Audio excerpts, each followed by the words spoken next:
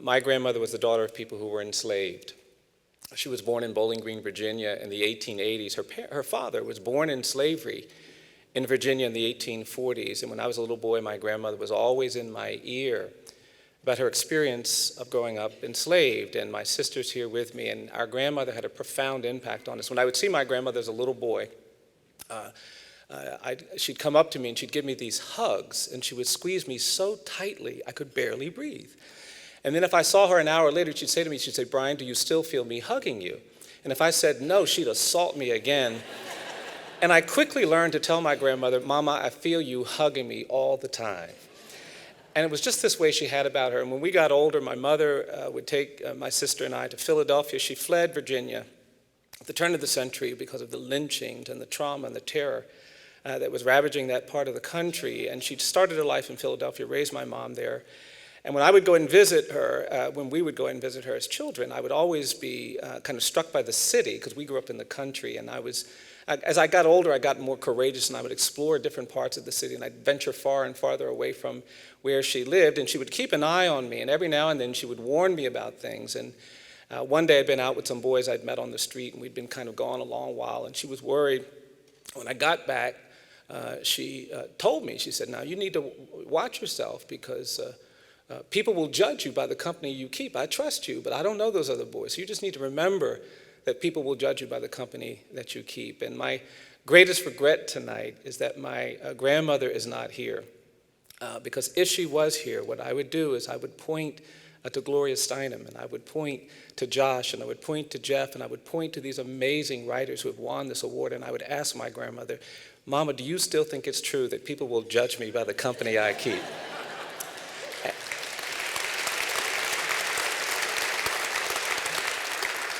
Because if it is true, then that is prize enough in and of itself. I am so thrilled to become part of this community, to become part of this family of authors and writers and thinkers and believers in the power of literature.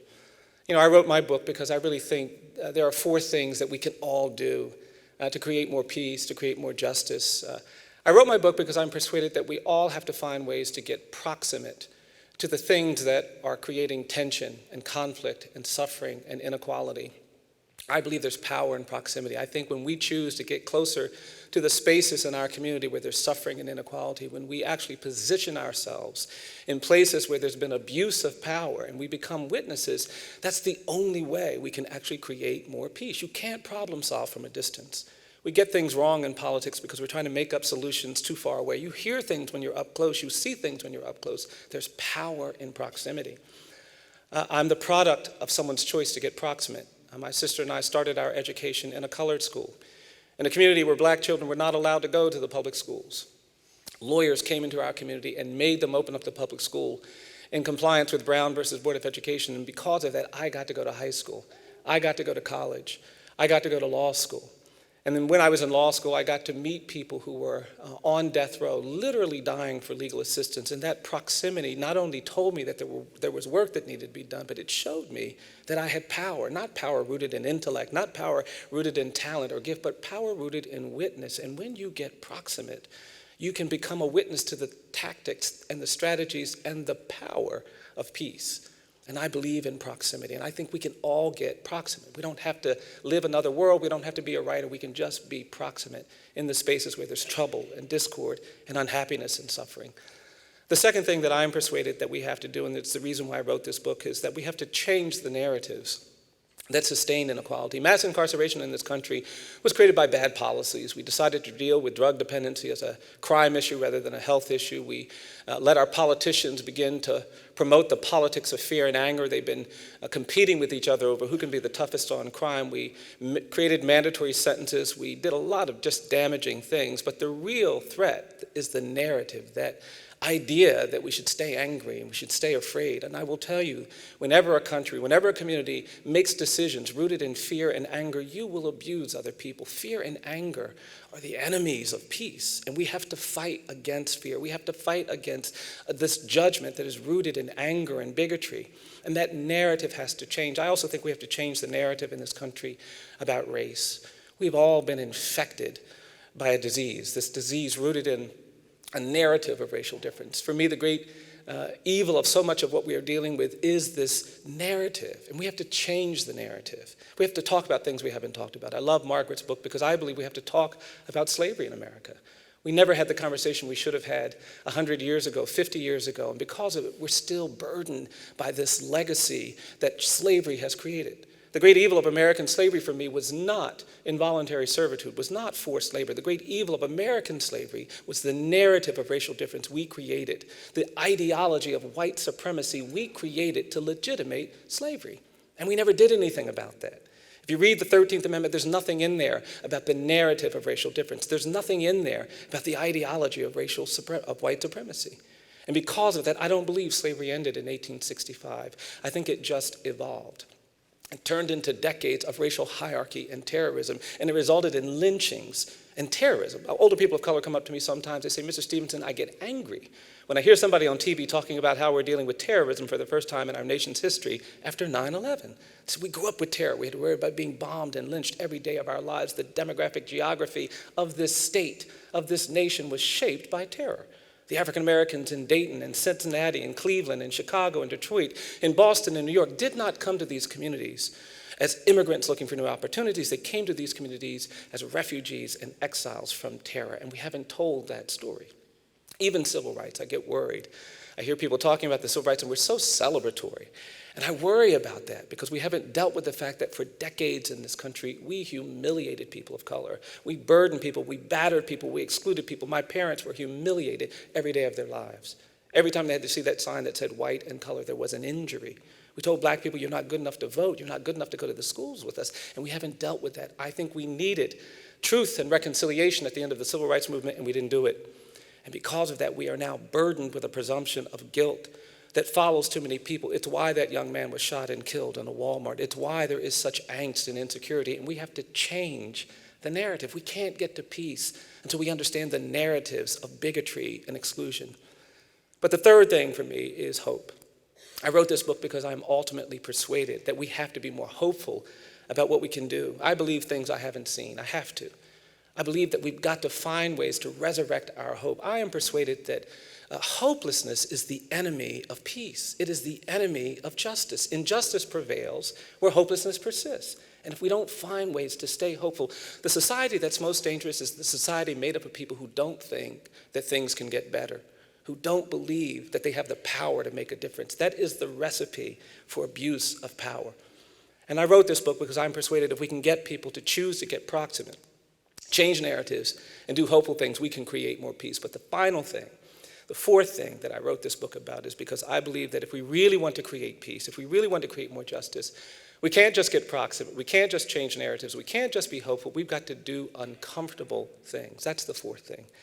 You cannot create peace, you cannot create justice by only doing what's comfortable and convenient. I've read, I've studied, I've looked all over the world to find instances where oppression ended, where inequality ended, and every time I've read and studied, it ended when someone chose to do something uncomfortable. Doing difficult things is hard. I know it, but I believe it's necessary. And what a great community like this can do, when it chooses to do it, is change the world. I think there's a different metric system for those of us who really believe in peace, who believe in the power of literature to sustain peace. And I was taught to me by this older man, I'll end with this. This older man, I was giving a talk in a church some years ago.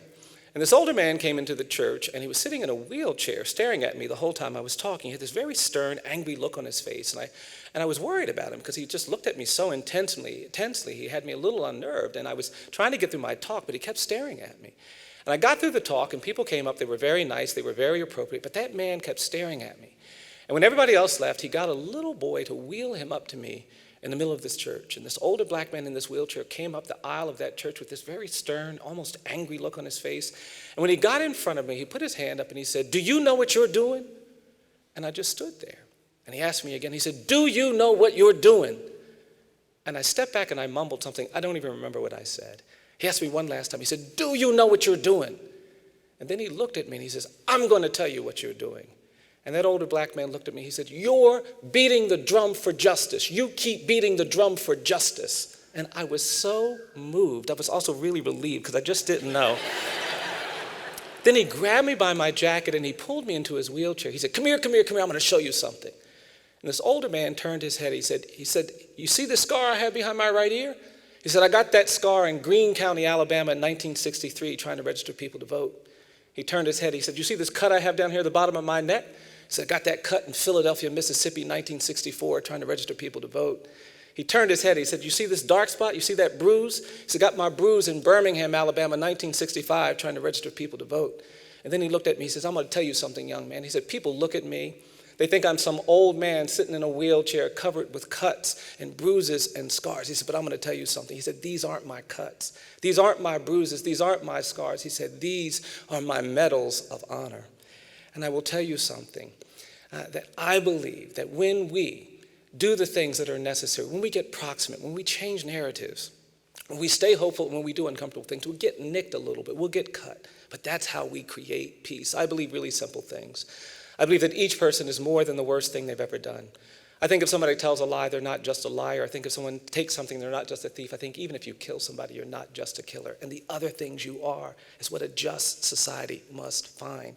I also am persuaded that in this country, the opposite of poverty is not wealth. We talk too much about money in America. I believe that in this country and in the communities like this, the opposite of poverty is not wealth. I believe the opposite of poverty is justice. And finally, I believe that when I come to Dayton, when I come to Ohio, when I go anywhere in this country, we can't really measure how we're doing, our character, our commitment to justice, our commitment to peace by looking at how we treat the rich and the powerful and the privileged. I think you have to judge a community, its character, its commitment to justice, by looking at how it treats the poor, the incarcerated, and the condemned. And tonight, by shining this wonderfully warm, restorative light that you have created here in Dayton, with me. Tonight, by embracing me and the kind of work that I do, you've made me believe that the times I've been nicked, the times I've been cut, the times I've been scarred have not been times that have been wasted, but you've made me believe that through your light, and yes, maybe through your embrace and through your love, that those nicks and cuts and scars can be turned into something that is truly honorable. And for that, I cannot tell you how grateful I am. I cannot tell you how honored I am. And I cannot tell you how I appreciate this moment and this recognition. Thank you all very, very much.